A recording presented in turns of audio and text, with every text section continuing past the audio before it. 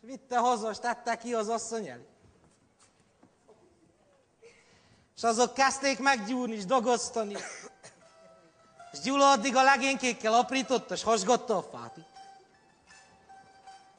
Jó ügyesen.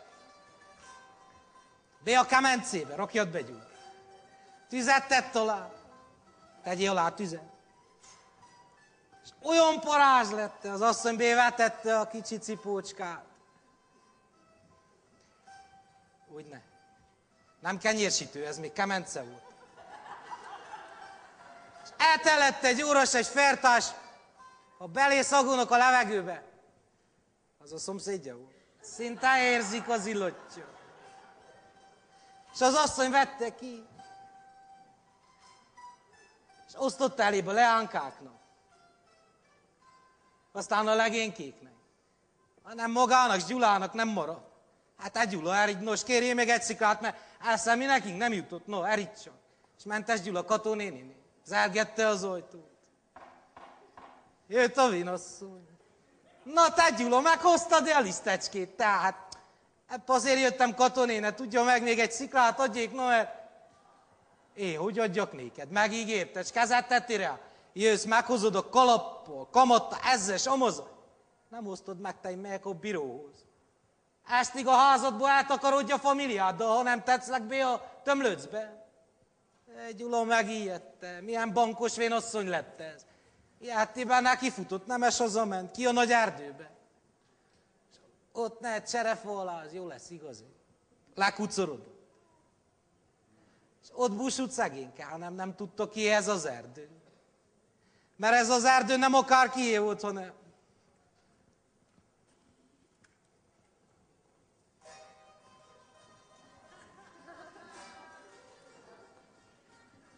Plutóé, az ördögök királyáé.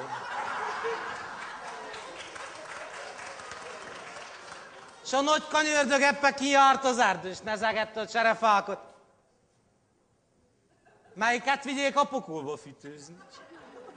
Egyszer csak az urát kezdte csavarni az emberbűz, te mint a metrón, tudod.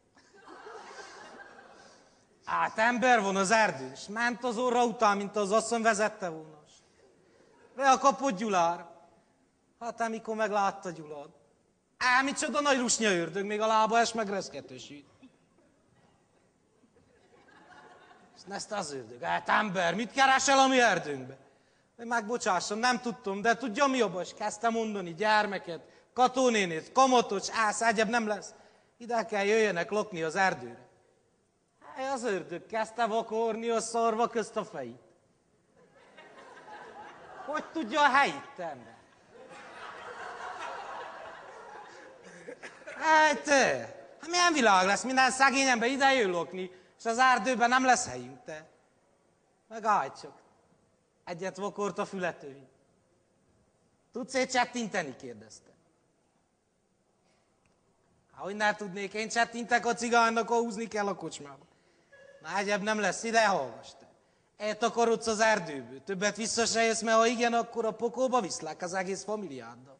Ha nem, kinek te csettingetsz? Tudd meg, míg csettintesz, addig az én muzsikám húzzas, annak kell táncolnia. De ide-vissza ne gyere. És az ördög, hogy volt, s hogy nem. A pokolból. Ne zádgyulott ember, még innen se zavartak. Hova legyünk, még hogy csettintek. És kezdett csettingetni. És hát abban a helyben megszólott az ördög muzsikája. És a nagy cserefák, ahogy voltak, mint kezdték az ágaikat, mint tekergetni, sajligatni. Gyula nezte a cserefákat, még a száját eseltátott. Nem halgott, nem csukogatta, csak eltátott. Abba hagyta te a csettingetést. Megállottak a cserefák. Te világ, te, leszek egy muzsikós. És hát minden lakodalmat kimuzsikálok, és hamar egy hoppra kikeresem azt a szikralisztet. Mentes gyorsan Kató néninél zergetett. Sűrű volt a levegő, lassan hallatsz. Jött a vénasszony. No, Gyula, átakarodtál le a házadból, mert megyek be. Megállj, Kató néni, cseppet várjon, no. tudja meg, én olyan muzsikos lettem, nem nekem mondta, neki. Olyan muzsikos lettem, tudja meg. Egy hopra kikeresem. Te Gyula, 2 fát nem tud eszeitni rendesen. No, megyek én a bíróhoz, gyere te Leánka, mondta. Te lész a tanús. Megindultam. Na nem Gyula, mondta, megállj Katonine. Egyszer mulassék a kedvemre. És kezdett csettingetni a vénasszonynak. És hát azt nem akart, kezdett a kezes lábam mozogni. Csettingessen. Járt a lába. Mit teszel te Gyula, megállj te? De az nem hagyta, no, járja csak Katonine. Egyszer akart kamatot, hát akkor járja ki mind a 4-et. A Leánka meg kezdett kocogni. Néha vénasszony szakad le a topánkája. Megállj, te elsőt szolgálod. Kezdett néki ezt csettingetni. Hát a Leánkát elkapta Katonine. És akart, nem akart, kellett táncoljon vélem.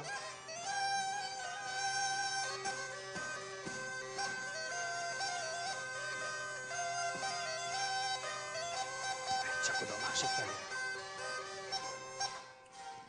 Hát az asszony odahoza. Nem győzte várni az urát. Mit akar az a vénasszony az én uramtól? Járták csak gyermekek. Felfogta a gyermekeket. Na, jöjjenek csak, kapackodjanak ezzel. Maga Gyula ott csettingessen szépen. És megindult te Katonénéhez. És hát mikor meglátta. Ne a vénasszony, itt táncos, Gyula meg csettingetnék ki. Te Gyula. Megállj csak, egyszer jöjjél hozzá. Csettingetek én neked olyan. Gyula mondta, te asszony, ne búsulj, járjad a kedvemre, és olyat csettinted, ide csettints, Gyula. Az asszony és a gyermekek akartak, nem akartak, beestek a táncba, és kezdték járni Katonénével.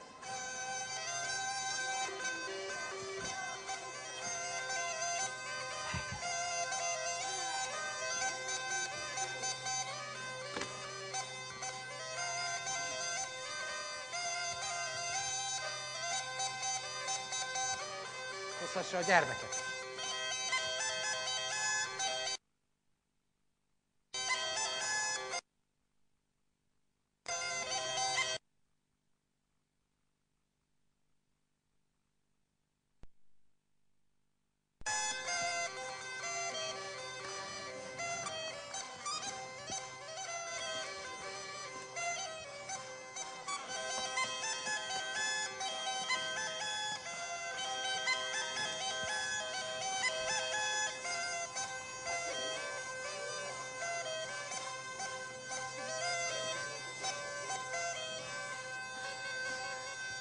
Addig csettingettek. Gyulának kicsi holyog nőtt az ujjára, és kezdte fudogálni. Fudogálja csak. És hát te, hogy fúj a Gyula. Megállott a muzsika. Megáll Gyula, megyek a bíróhoz. És téged ott ömlőzbe bérakatlak. Vitte a Leánkát. Az asszony a gyermekekkel utána a vénasszonynak. Nem hagyom az uramot. Gyula megment utánuk. Na lássuk, a 2 asszonyból mi lesz. Menjél csak végig. És hát, hogy menj. Ebbe a bíróhoz mentek, a bíró megné. Ott ült az udvaron, és fogta a fejét erősen. Mind a 2 kezével. Mert egyfelől ott volt a Leánkája, és fogta a fülét. A bíró étte. Le ne törje, kell neki. És a haját így ne, a másik kezével. Édesapám, lássa, milyen szép olyan. Szalag kéne bele, selyemből, de piros legyen, meg zöld, meg... Másfelől meg ott volt az anyós söte. Azás fogta a fülét. A másik, ahogy otthon szokta. Na, megy ez. Milyen bíró vagy te, mit van néked? 4 pár lovot, 6 pár ökrő. Te még a jókat is megszámolják akkor. És akkor jön be Katonéne, és a vénasszony kezdi. Bíró uram, ezt a Gyulát ott ömlőzbe tegye be. Homor, jött az asszony a gyermekekkel. Epidáig ilyen. Egy szavát ne higgye a fukorvén asszonynak, tudja milyen kamatot tett.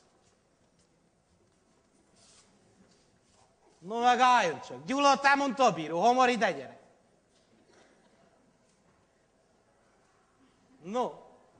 És a bal kezével egy kisebbet legyintett hátra. No. Így. A jobb kezével egy nagyobb bocskát. És mondta. Mert a leánkámnak szalagja nincs. Az anyósomnak szájkosora. És ezt a rusnya vénasszonyt tes ide ette a fene az egész familiáddal. Téged teszlek be a tömlőzbe. Egyet tapsol. Pandurok. És hát eljöttek a pandurok. Olyan pandurok voltak ott, nezed csak.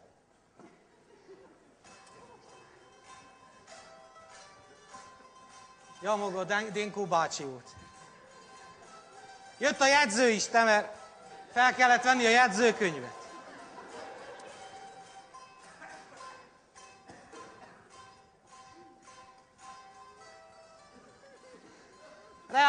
Mutatott a bíró Gyulára.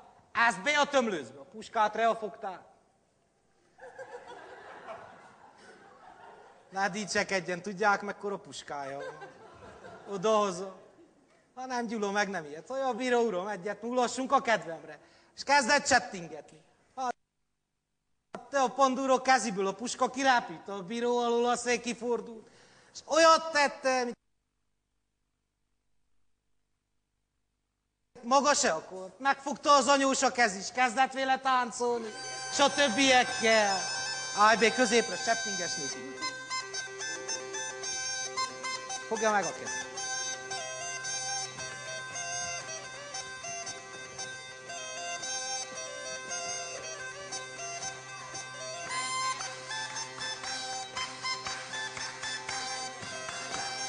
Nem is sajnos.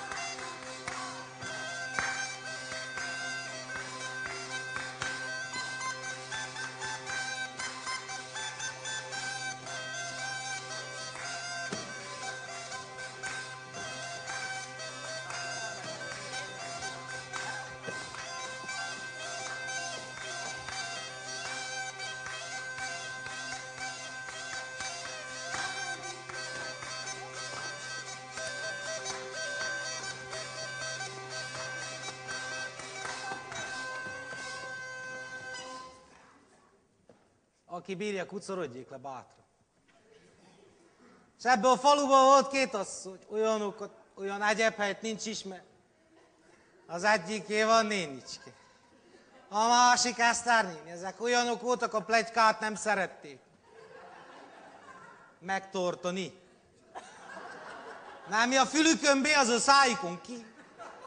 Itt az alvégen így elsuttottak, azt így kukorékolták a felvég. És reggel jókor megebredtek, és az uruknak meghagyták, ha estebédet akar, akkor a laskát fertájóránként kavargassa meg, mert dolgunk van, no, ki kell menni a kútra, és hát esze találkoztunk. Jaj, én a lelkem, jaj, ezt a lelkem, hát derék, hogy láttam, hát jaj, de... Hallottál, mi történt a falu? Hogy hallottam, láttam, és hát a setétbe. Hát vittem gyertyát, no hát.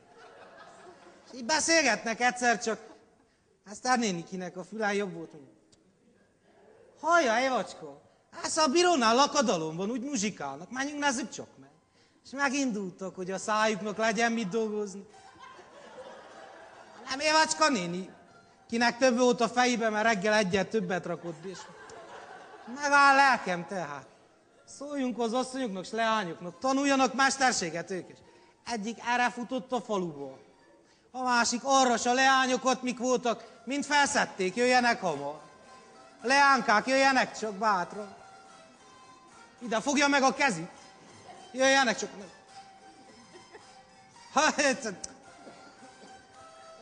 Meg kell tanulni a mesterséget.